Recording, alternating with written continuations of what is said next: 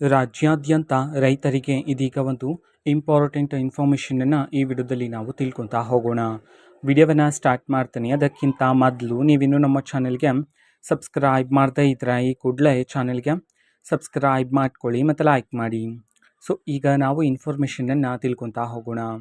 ಹೌದು, ಇದೀಗ ರಸಗೊಬ್ಬರಗಳ ವಿತರಣೆಗೆ ಸಂಬಂಧಪಟ್ಟಂತೆ ಮಾಹಿತಿ ಆದರೆ ಬಂದಿದೆ. ಓಕೆನಾ. ಸೊ ಕಳೆದ ಒಂದು ತಿಂಗಳಿಂದ ಸರ್ಕಾರದ ಕಡೆಯಿಂದ ರಸಗೊಬ್ಬರ ವಿತರಣೆಯನ್ನು ನಿರ್ಬಂಧಿಸಲಾಗಿದೆ. ಓಕೆನಾ. ಈ ಕಾರಣದಿಂದಾಗಿ ರೈತರು ಬಿತ್ತನೆಯನ್ನು ಹಾಕಿ ಕಾಯ್ತಿದ್ದಾರೆ ರಸಗೊಬ್ಬರಗಳಿಗೋಸ್ಕರ.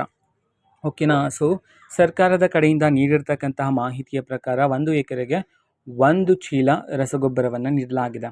ಸೊ ಆದರೆ 1 ಎಕರೆಗೆ 1 ಚೀಲ ರಸಗೊಬ್ಬರ ಸಾಕಾಗೋದಿಲ್ಲ ಅಂತ ಹೇಳಿ ರೈತರು ತಿಳಿಸಿರ್ತಕ್ಕಂತಹ ಮಾಹಿತಿ. ಸೊ ಸರ್ಕಾರದ ಕಡೆಯಿಂದ ಇದೀಗ ಸ್ಪಷ್ಟನೆಯನ್ನಾದರೆ ನೀಡಬೇಕಾಗಿರುತ್ತೆ, ಅಥವಾ ರಸಗೊಬ್ಬರಗಳನ್ನು ಯಾವಾಗ ವಿತರಣೆ ಮಾಡಲಾಗುತ್ತೆ ಇದಕ್ಕೆ ಸಂಬಂಧಪಟ್ಟಂತೆ ಮಾಹಿತಿಗಳು ಬರಬೇಕಾಗಿದೆ. ಸೊ ರೈತರಿಗೆ ರಸಗೊಬ್ಬರ ಚೀಲಗಳನ್ನು ಯಾವಾಗ ವಿತರಣೆ ಮಾಡಲಾಗುತ್ತೆ ಇದಕ್ಕೆ ಸಂಬಂಧಪಟ್ಟಂತೆ ಇನ್ನೂ ಹಲವಾರು ಮಾಹಿತಿ ಬಂದ ನಂತರ ನಾನು ಆದಷ್ಟು ಬೇಗ ನಿಮಗೆ ಇನ್ಫಾರ್ಮೇಷನನ್ನು ತಿಳಿಸ್ತೇನೆ.